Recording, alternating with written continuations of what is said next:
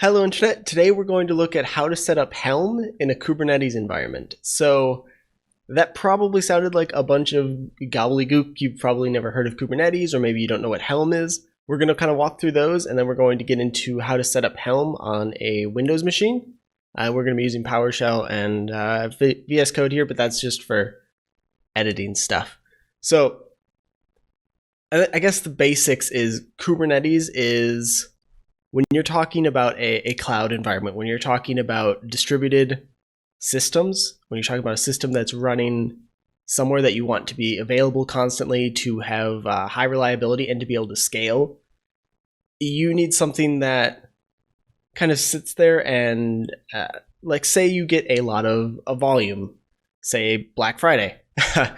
When that happens, you need something that can scale up to handle that volume and then scale back down, or as certain peaks or whatever happen in your system, you need to be able to handle that. Kubernetes kind of gives you an abstraction of that. It kind of it takes over control of that and kind of handles it for you.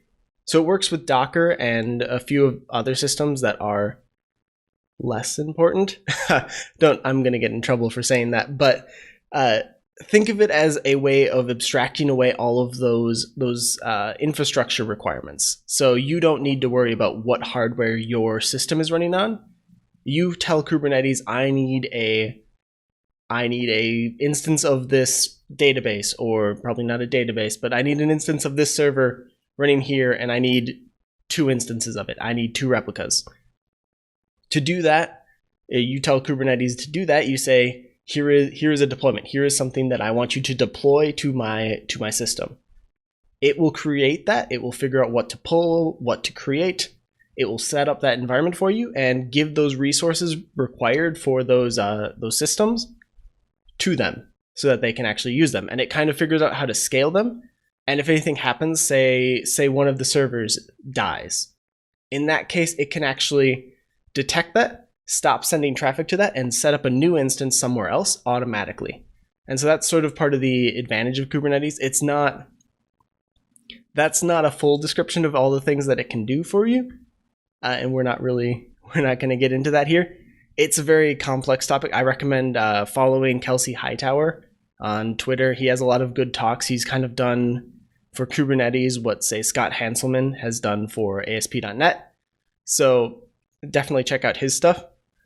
Helm is built on top of Kubernetes, and it's a package manager, sort of. So we looked at Docker Hub previously, and that sort of allowed you to pull Docker images down and set those up.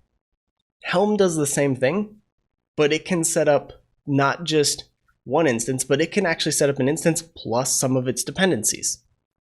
And so the advantage of that is you can get full Kubernetes images. You can get full Kubernetes builds of, say, a Mongo database, or a Postgres database, or maybe Sensu for monitoring, or anything else you want. Maybe you want a Redis cache. All of that can kind of be pulled in. It's all pre-configured for you, and you can actually kind of just start playing with it. And if you need to custom configure that, that's fine too. So Helm kind of gives you those tools. This is going to be sort of looking at how to actually get Helm working. There is currently no installation instructions for Windows. They give you a download that I've already downloaded. We're actually in the folder. You can kind of see up there we get helm.exe, license, and a readme. So we can actually execute Helm already. It's all here. And I actually do have a Kubernetes pods. I don't think that's going to work. Yeah. Okay. But I do have a Kubernetes pod running. It's just Minikube. So if I get the pods, there's nothing there. We don't have anything running.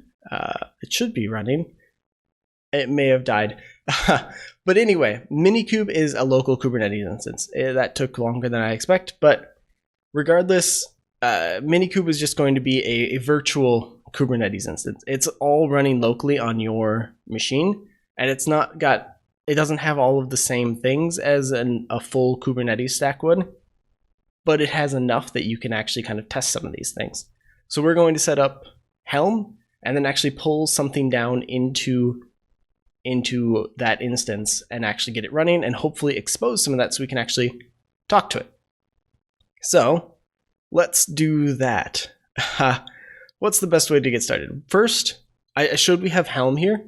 The problem with this exe is just sitting in this really long, gross path up here. So I would need to either navigate or type this path out every time I wanted to use it. And that's really gross.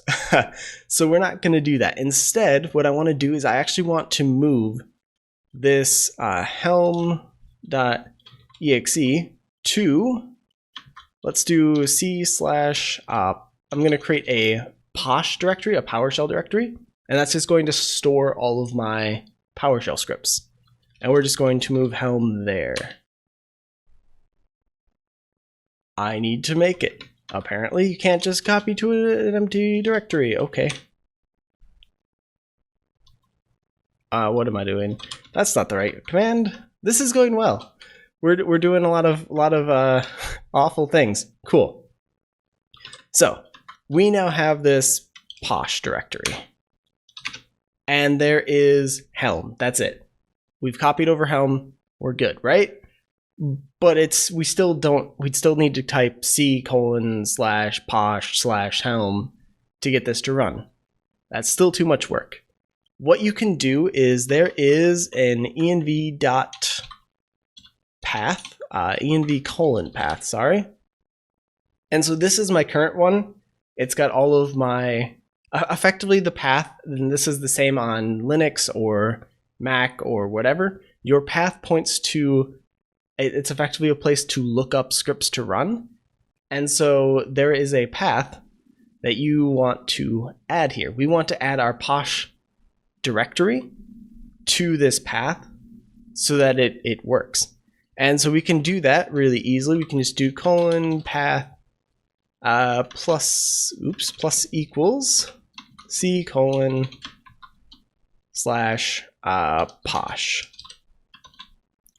And very important, we need a semicolon. Everything is delimited by semicolons. If you forget that, you're going to kind of corrupt your path. And so the advantage is we're doing it here. If I do this, let me get this further up. Actually, sorry, I'm having to look over my microphone, so this is less convenient. There, that's going to be much better. Sorry about that.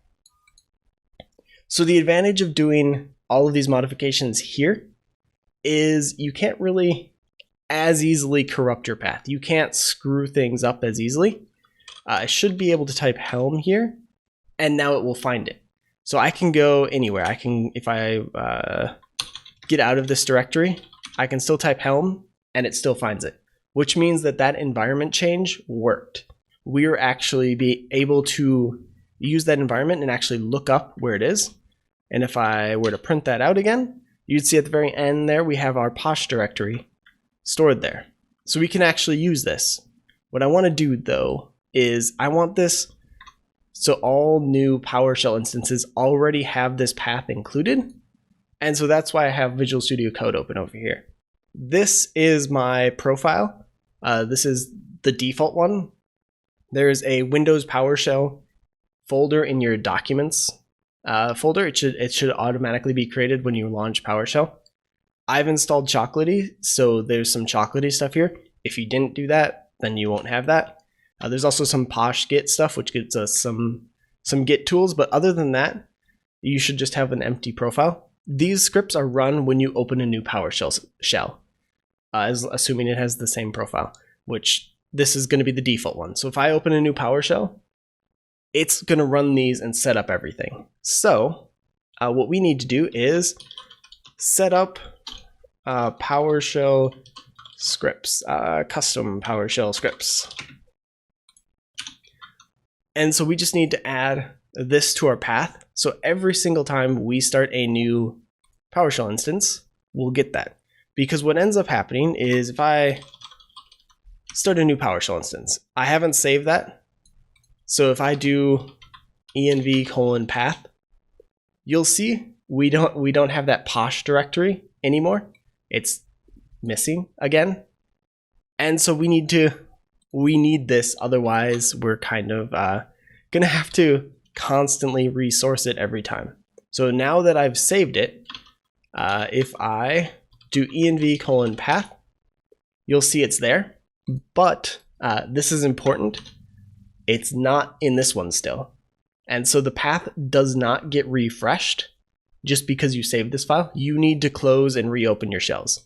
Since we already did the env plus equals the posh here, we actually don't need to reload it because it's already done locally. All right. I hate that sound. It's so annoying. So now that we have Helm, here's what we can do with it.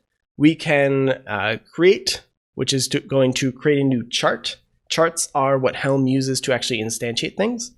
What we need to do though is actually do Helm init, which is going to install Tiller into our Kubernetes instance.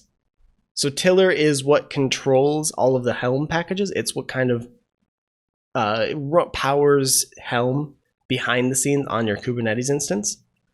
And so let's see if I can remember how to do this. Oops. There's an all namespaces thing that I am looking for. Yeah. So if I do git pods, which is going to be a pod is an instance running on your Kubernetes cloud. It is effectively something out there. So these are actual instances, and you can see they're running in the kube system namespace. Some of these would have already been there, but we have this new Tiller instance there, and you can see it's 40 seconds old. Some of them have been running for 13 hours because I started this last night. And so the ready is going to be the number of containers inside of these pods. So pods are, the setup kind of goes, you have your cluster, you have your full Kubernetes cluster, then you have nodes, which are sort of your servers. Neither of those matter to you. If you're working with Kubernetes, you really shouldn't worry about the nodes. That's sort of, unless you're dealing with the infrastructure of it, you really shouldn't care too much about that. Obviously, the resource draw and things matter, but day to day, you don't really care about the nodes. You don't care about the server. You care about the pods, which are more isolated. So then you get pods, which are a number of pods can exist on a node. So in this case, we have one computer, my computer, which is running all 4 of these pods. And so each of these pods can have a number of containers in them. And so in this case, most of them just have one container because they just need one thing to run. But our kubedns server actually has 3 things. I don't know what those are, but we could figure that out. And so that's sort of how that works. If you want to dig deeper into them, these are the names for the pods, and you can actually use those to figure out more of them. So if I want to say kubectl describe pod, and I want to learn more about this Tiller instance, we can drop that there. What? Oh, I need to give it a namespace. Where this is not the namespace that I'm in the default namespace because it's a Minikube instance and that's just the default. So we actually won't see this. How do I do that? This wasn't really on the things that I'm going to do in this video list, but now I'm curious. So now you guys get to see this, or I'll cut it out. That could be a possibility. But anyway, I thought it was just -n, but apparently not. I'm missing something. We'll skip that. So anyway, you can describe pods. You can explore more about them and all of that. You can browse their logs and all of that other stuff. There's a lot going on behind the scenes with Kubernetes, and that's sort of the power of it. It's a really powerful abstraction between the systems you're running on and what you actually need to do. Because a lot of web servers, for example, just need something that can compute things. It's the point of the cloud. You just go to Azure or AWS and you say, I need some resources. here they are, I'm going to use them and get something. Kubernetes kind of gives you that, and that's the power of it. So now we need to actually use Helm. We've already initialized it. That's what Tiller gave us. So I'm going to open up Helm's charts list. Actually, I think, let's see here. Helm, is there a search? Yeah. So let's search for something with a UI. So let's do Uchiwa. So Uchiwa is a monitoring service let's do Grafana, because we could actually do some fun things with that. So there's a stable Grafana instance at version 0.5.0 that we can actually take. There's some really short, truncated description, and that's about it. That's all we got. So what we need to do is do a Helm install stable Grafana, and that's it. And then it's going to ask me to allow it through my firewall. Nice. So this, I don't know how long this is going to take, but this is actually going to download the Helm chart for this Grafana instance. All of these are stored out in GitHub. There's a GitHub repo with all of these charts listed. That's where they're pulled from. And so, yeah. But anyway, once you get that chart, it actually figures out what to deploy and how to deploy it. There's actually, I don't think there's any dependencies here. If there are, it will install those too. And then it will get your instance set up and you can actually use it. And usually afterwards, it will display a bit of information about how to use it. For example, if you install a database, I don't recommend databases on a normal Kubernetes instance, but for testing, it can be really handy to just set up a really quick Mongo database or something. Kubernetes is not stateful, which means all of those abilities for it to scale up and scale down your pods is great. So you can, things can come up and come down at any time, which is great until you're doing something and then it goes down in the middle of that. There's no, unless you program it, there is no state that is kept. That if that job gets terminated halfway through, it got terminated halfway through and you need to figure out how to recover that. So that's part of the, I guess, one of the annoyances of Kubernetes. Also, one of the features, it's being stateless gives you a lot of freedom because state is just a whole monster to deal with. But yeah, this is taking longer than expected. Did it print things? Why? Okay, so one of the things that it does is you can give these names. I didn't. There's additional options in this install. If you don't give it a name, it does give it sort of a readable name. So instead of giving it like some random numbers like 12 or whatever, it gives it a name. In this case, we got Joyous Horse, which is just, so effectively we're creating a Joyous Horse -Grafana instance. And so that is sort of where that whole thing is coming from. This will take a bit, apparently, so I will cut the rest of this out and we'll pick up when this is done. All right, so we've created this Grafana instance. If I go to kubectl get pods, we should now see a Grafana instance. I don't know why the calls to kubectl are taking so long. It's local, so it shouldn't. But anyway, we have one instance of our Joyous Grafana or Joyous Horse Grafana running out there. And we can use it just like we would any normal Kubernetes instance. If I want to, say, scale this, scale replicas equals to, say, 4. If I want 4 of these Grafana instances out there, I can do that and just say Joyous Horse Grafana. And so this is actually the deployment name. I actually need to call it the deployment. So we're going to scale a deployment. And a deployment is effectively, there's deployments and then there's your individual instances, your individual pods. Deployments control how those pods get created. They define what image to use. So you have a Docker image that this actually uses to pull. And then you also have some replicas defined in things. So this is going to modify that or not. I actually don't know why that doesn't work. That should. So maybe I'm doing something weird.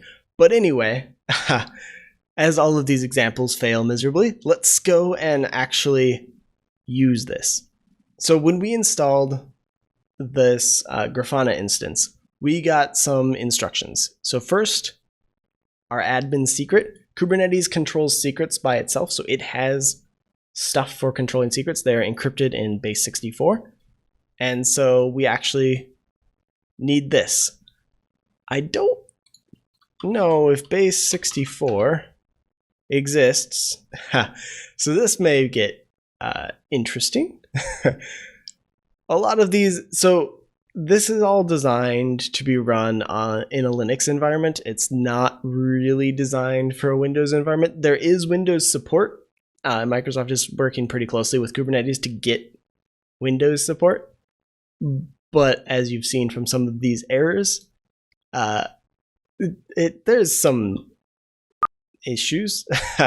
So anyway, I don't know how we're going to get that, but we need to get this secret. I didn't want to do that.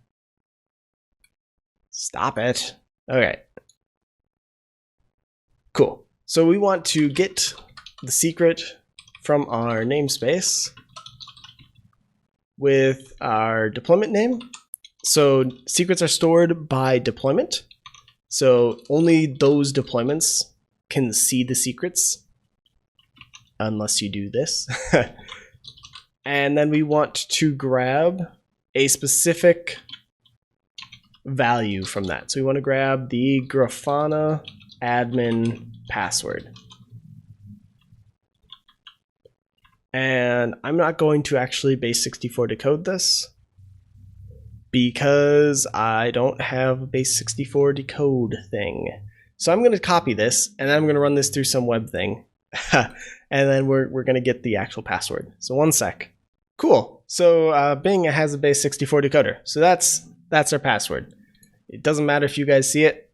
It's all local. So you're never going to ever see this or use it or whatever. This isn't exposed anywhere. And so one of the things to actually get this is there is no way for me to actually access this pod right now. I can't get there. It's just not a thing that I can do. So if I want to actually get there, I need the name of this, and then I need to do what's called a port forward and actually expose that port. It runs on port 3000. And so I need to take and port forward this joyous horse Grafana. And I don't think I have autocomplete, so 7801126 th832. We need to forward that pod, and we need to forward a specific port 3000 to port 3000. So we're taking the 3000 or port 3000 from that pod and actually exposing it to our local host. So when I do that, we lose our shell, and we see this port forward. If I open up here, I can go to localhost port 3000 now. And you can see it's handling connections. This should bring us here, which is our Grafana login. So the password is admin. And here is our password. If I log in, we get in, and now it's asking us for a data source. Grafana is a metrics tracking tool. So you can plug in time series databases or whatever else, and it will give you graphs and things like that. So we don't have one of those. But if we want to add one, there's one of those in Helm as well. So I took away my shell. So one sec, we're going to kill Grafana. This might be a bad idea. We can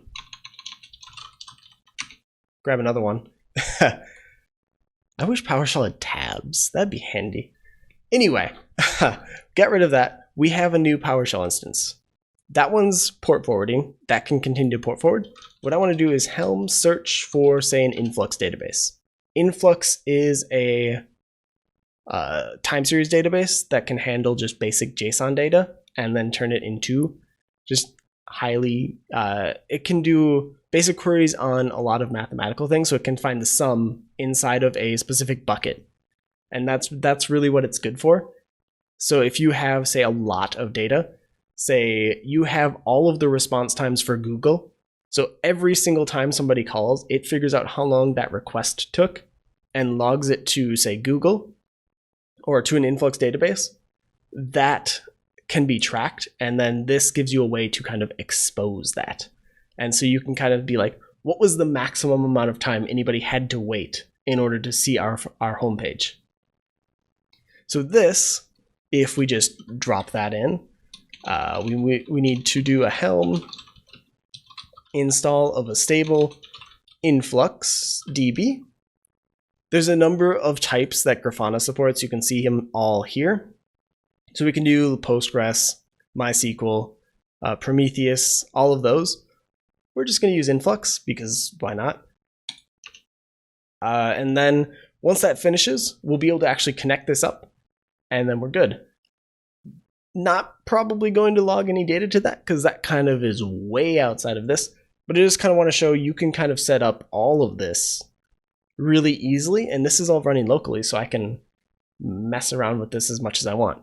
And I don't know, it's on Windows, which I'm surprised is working personally. So yay. All right. So we have an influx DB now. It's under nuanced cardinal. And so it actually gives you this really fun URL here, which is an in-cluster URL. So Kubernetes automatically gives you a really quick way to look up things based on deployments. And so pods within the same Kubernetes instance, within the same Kubernetes, what am I trying to say?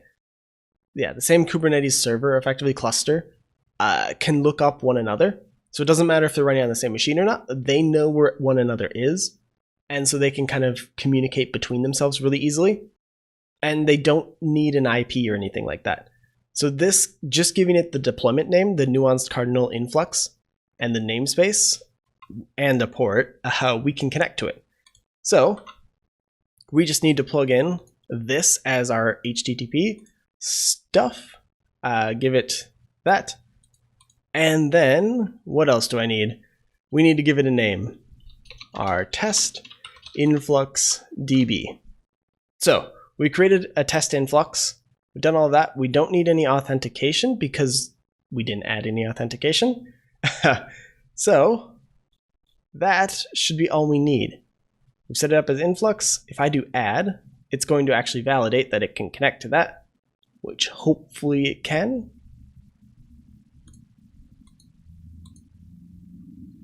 I never like these async things because I never know if they're working.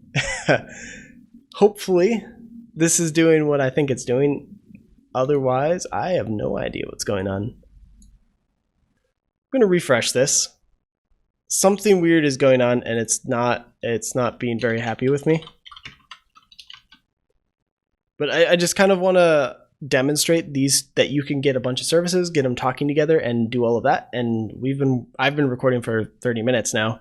And I don't know, that's not too long to get all of these resources set up and working in an environment that you can totally mess around with. So I use this for testing personally. It's a really great way to set up all of these environments and get them all kind of working individually. So you can actually kind of work with this stuff. Or if you want to get like a Mongo database and you actually kind of want to break it, but you don't want to break dev or destroy it for everybody. This gives you a way to kind of do that and then mess around with scaling it or whatever. Or even if you just want to get a local version of your entire application running, this works or should work. I don't know what's going on. It's being oddly unhelpful.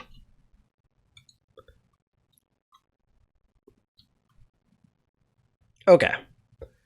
Well, close that. Let's try this again. Let's report forward. We should be able to reconnect.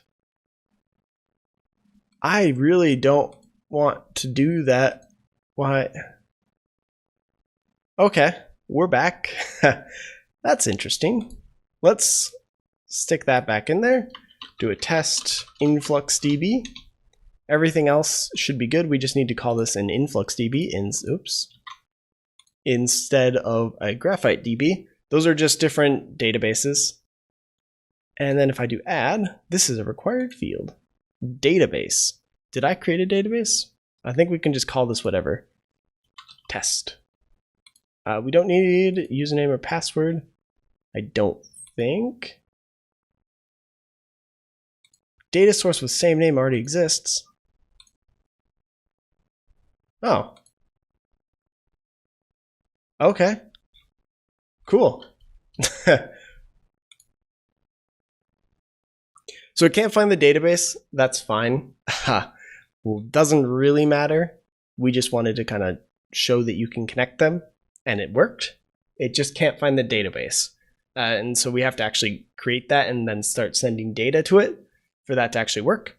But Grafana gives you a way to kind of create these dashboards and serve that data. Not really relevant to this. We'll probably work with this more. But this is sort of how to get up and running with Helm locally. Everything that I showed except the installation stuff is going to work across environments. So this should work on Linux, Mac, Windows, whatever. The installation stuff is obviously Windows specific, but hopefully it's enough to get you guys started and playing with this. You will need to install, you will either need a Kubernetes instance running somewhere else.